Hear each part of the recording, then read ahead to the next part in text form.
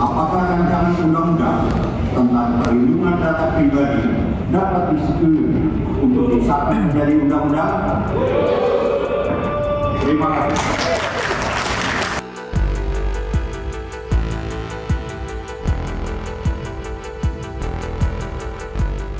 Sahabat Kompas.com, di tengah bayang-bayang hacker Bjorka membobol data pemerintah dan masyarakat, Indonesia akhirnya memiliki payung hukum perlindungan data pribadi secara komprehensif.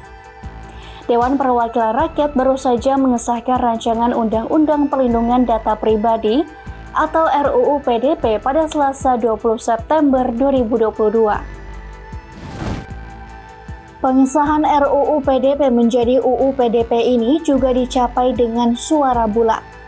Pasalnya, saat Wakil Ketua DPR Lodewijk F. Paulus yang memimpin sidang menanyakan persetujuan kepada setiap fraksi di DPR, seluruh peserta rapat paripurna langsung menjawab setuju. Apakah rancangan undang-undang tentang perlindungan data pribadi dapat disetujui untuk disahkan menjadi undang-undang? Terima kasih.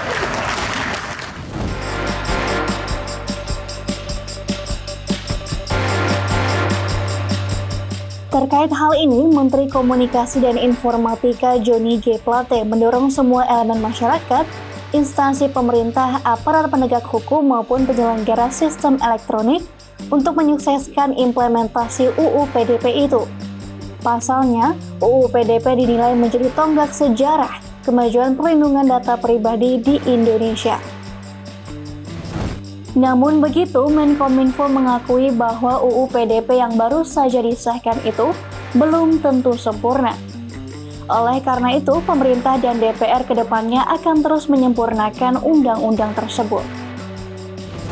Panjangnya pembahasan yang dilalui merupakan proses untuk menghasilkan sebuah undang-undang yang substantif, undang-undang yang komprehensif.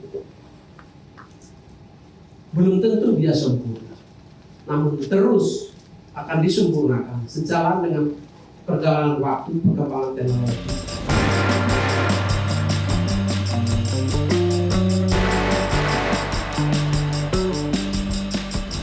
Jika melihat lebih dalam, Undang-Undang Perlindungan Data Pribadi mengatur sejumlah hal, termasuk di dalamnya jenis-jenis data pribadi. Menurut draft RUU PDP, ada dua jenis data pribadi yang diatur dalam pasal 4 UU PDP. Yang pertama adalah data pribadi yang bersifat spesifik.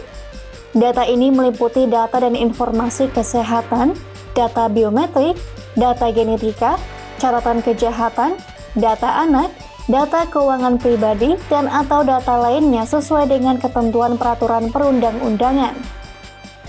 Kemudian yang kedua adalah data pribadi yang bersifat umum.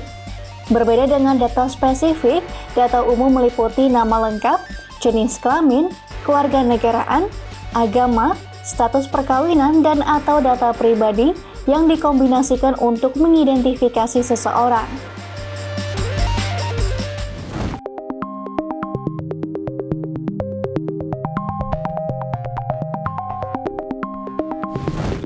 Selain mengatur jenis-jenis data pribadi, UU PDP juga mengatur soal larangan penggunaan data pribadi. Setidaknya ada 4 hal yang dilarang terkait pengelolaan data pribadi menurut pasal 65 dan 66 UU PDP. Yang pertama adalah larangan memperoleh atau mengumpulkan data pribadi yang bukan miliknya. Mereka yang melanggar ketentuan ini bisa dipenjara paling lama 5 tahun dan atau denda maksimal 5 miliar rupiah. Kedua, larangan mengungkapkan data pribadi yang bukan miliknya. Pelanggar juga bisa dikenakan pidana penjara paling lama 4 tahun dan atau pidana denda paling banyak 4 miliar rupiah. Ketiga, larangan menggunakan data pribadi yang bukan miliknya. Sanksi terkait pasal ini yakni pidana penjara paling lama 5 tahun dan atau pidana denda paling banyak 5 miliar rupiah. Kemudian yang terakhir adalah larangan memalsukan data pribadi. Pelaku yang memalsukan data pribadi juga bisa dipenjara paling lama 6 tahun dan atau pidana denda maksimal 6 miliar rupiah. Demikian news update, simak terus informasi terupdate lainnya hanya di kompas.com. Jernih melihat dunia.